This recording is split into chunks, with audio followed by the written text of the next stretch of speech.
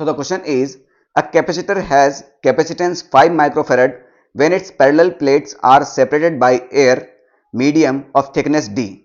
A slab of material of dielectric constant 1.5 having area equal to that of plates but thickness D by 2 is inserted between the plates.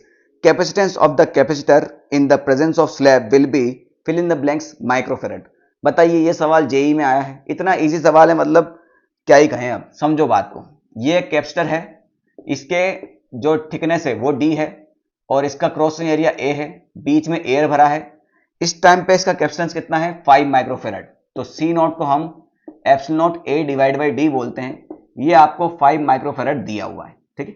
अब अगले step में उसने क्या किया भैया, इसी कैपेसिटर में जिसकी थिकनेस डी है उसकी आधी थिकनेस में यानी डी बाई 2 थिकनेस में इसने डेढ़ को मैं 3/2 वैल्यू का डाइलेक्ट्रिक कांस्टेंट डाल दिया है और उसका एरिया ए ही रखा है ना। डाइलेक्ट्रिक स्लैब का भी एरिया ए ही है, तो बाकी जो d/2 है आधी उसमें एयर ही होगा। सिंपल सी बात है, उसमें कुछ नहीं भरा, मतलब एयर ही होगा। तो इसका कैपेसिटेंस कितना होगा ये आपको निकालना है। तो बेटा मैंने आपको इसका शॉर्ट ट्रिक बताया था, ठीक है। थोड़ी सी गले में दिक्कत है, कोई बात नहीं, एडजस्ट हो जाएगा। तो मान के चलिए भैया ये थिकनेस T1 है, ये थिकनेस T2 है, ये थिकनेस T3 है और चलता जा रहा है।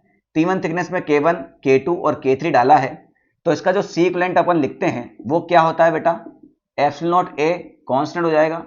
ये हो जाएगा बेटा अपना T1 divide by K1 plus T2 divide by K2 plus T3 divide by K3, ठीक है। तो इसी के हिसाब से ये वाला निकालते हैं, एप्सिलॉन नॉट ए फिक्स हो जाएगा।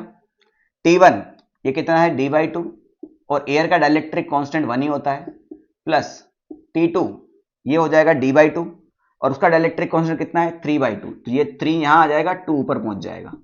सिंपल सी बात है, ये 2 से 2 उड़ा दिया अपन ने, ठीक है। तो ये कितना हो जाएगा एप्सिलॉन नॉट ए और यहां पर d/2 और d/3 है, इसका एलसीएम लो तो 6 आ जाएगा। 6 को डिवाइड किया 2 से 3 तो ये हो जाएगा 3d प्लस 6 को डिवाइड किया 3 से 2 तो ये हो जाएगा अपना 2d। तो ये 6 ऊपर पहुंच गया, epsilon not a divide by 5d हो जाएगा। Epsilon not a divide by D की जगह क्या रखेंगे अपन 5 माइक्रोफेरेड, ठीक है। उसकी वैल्यू हमें ऑलरेडी दे रखी, तो 6 डिवाइड बाई 5 इंटू 5 माइक्रोफेरेड, 5 से 5 खत्म हुआ तो इसका आंसर कितना आ जाएगा 6 माइक्रोफेरेड। यानी जो नया कैपेसिटर अपन ने बनाया है इसका कैपेसिटेंस कितना होगा 6 माइक्रोफेरेड, ठीक है।